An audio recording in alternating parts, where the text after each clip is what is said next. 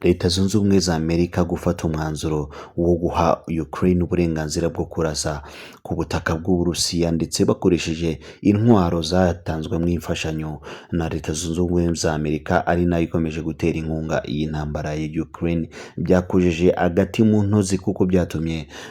Putin afata umwanzuro wo gukoresha ibisasu atigeze akoresha muri iyi ntambara kuva batangira guhangana na Ukraine. Mbibutse ko n'umwanzuro utafashwe na Leta Zunze Ubumwe za Amerika gusa, kuko nyuma y'uko Leta Zunze Ubumwe za Amerika yemereye witwa Zelensky gukoresha intwaro bamuhaye muri iyi ntambara,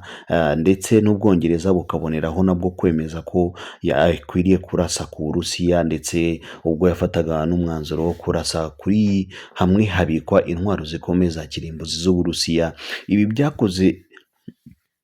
mu jisho cyane Vladimir Putin, bituma afata umwanzuro wo gukoresha bimwe mu bisasu atigeze akoresha kuva yatangira kurwana na Ukraine, ndetse yanaboneyeho gutangaza ko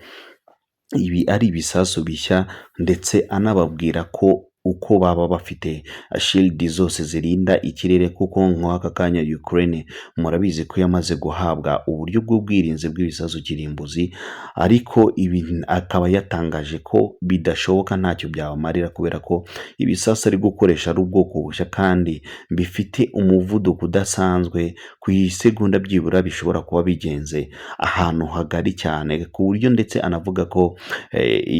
ubu bwoko bubafasha ku bwirinzi bwo mu kirere, kuba ibisasu bitabasha kwinjira ku butaka bwa Ukraine ntacyo byabamarira, kubera ko ibi bisasu uburyo bikozemo nta kintu na kimwe gihari cyabihagarika, ndetse bikaba ari n'ubwoko bushya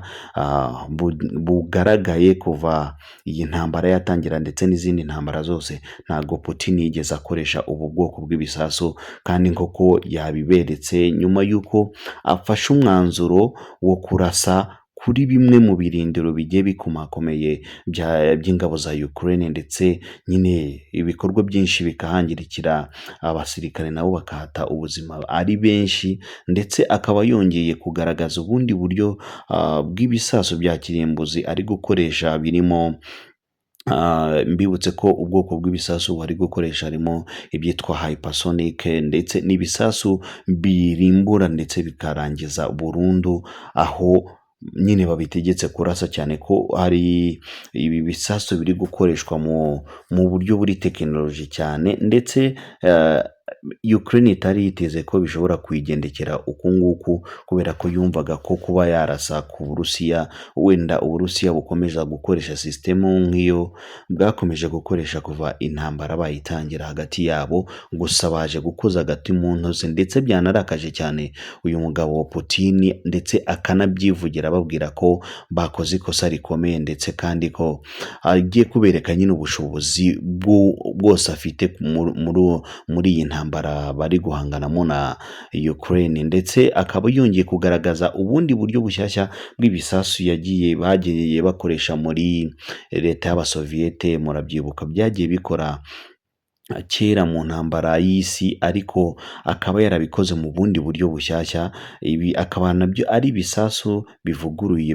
twabyita ko yabyapudetinze, ndetse akabiha uburyo bushya bwo kuba byarasahanura. Bize kuva kera bashoboraga kuba bavuga ati tugiye kurasa kuri coordonate izi ngizi, wenda bakaba banakibeshya bagahusha ahantu, ariko ibi bisasu uburyo bikozemo noneho bikoze mu buryo bufite GPS, ndetse coordonate bagihaye nyirizina, kiraza gake gake kikabasha guturitsa aho hantu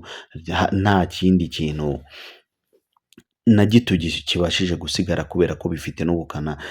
Ushobora kwibaza ngo igisasu kugira ngo kibashe guturitsa ahantu hanini biba byagenze gute? Buriya materiyeri ziba zigikoze nazo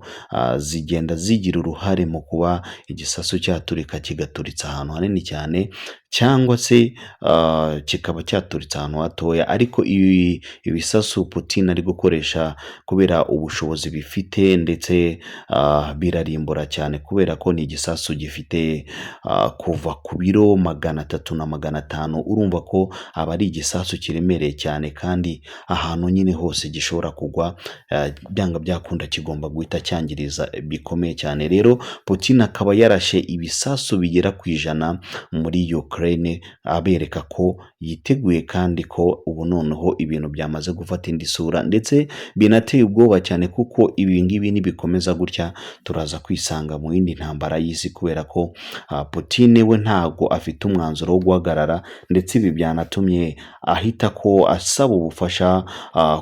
kuri Korea y'Amajyaruguru, ndetse Korea y'Amajyaruguru yamaze kohereza ingabo zayo muri Ukraine, muri Russia, ndetse uretse n'izi hari n'undi mutwe witwaje intwaro urwana ku giti cyawo, nawe yamaze kwitabaza kugira ngo yereke isi yose ko yiteguye guhangana n'abakomeje gushuka Ukraine ngo yikomeze kwishora muri iyi ntambara. Ibi rero bikaba bitari buze koroha na gato, kubera ko uko Leta Zunze Ubumwe za Amerika zikomeza gufasha Ukraine ndetse n'ibi bihugu biri muri NATO, birakomeza gutuma uyu mugabo witwa Putin nawe ashira imbaraga zose zishoboka mu kurwanya ndetse no gushaka kwigobotora bino bihugu, kubera ko icyo adashaka no ko bamumenyera kandi akomeje kubigaragaza. Reka dukomeze dukurikirane turebe aho biri buze kugana.